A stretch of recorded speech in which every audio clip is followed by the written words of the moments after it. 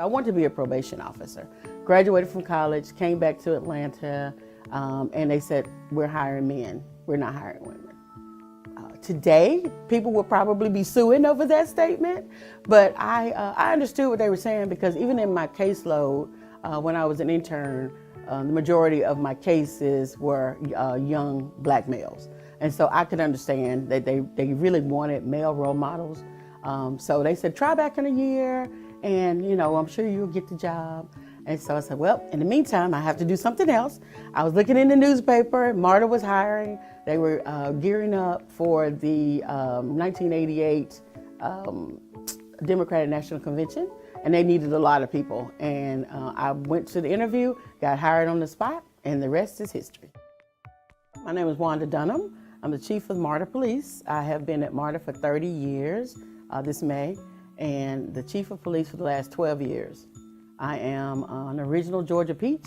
I'm a Grady baby, and I love being from Atlanta. In high school, I wanted to go to Tennessee State University, and I went to the counselor's office because I had heard about Tennessee State and asked her for a pamphlet on Tennessee State. I just wanted to read about it, research it, didn't have the internet then. And she said, I don't have any black schools, any information on any black schools. Why? And she said, well, I mean, most people like you, they don't go to college. They learn a trade and they get married, and that's probably what you should do. And from that day, I was like, I'm determined to do anything but, and I'm determined to go to college. I'm determined to succeed, because she thought that I couldn't. When I go all over the country and I talk to young women, and they were like, we don't see people like you.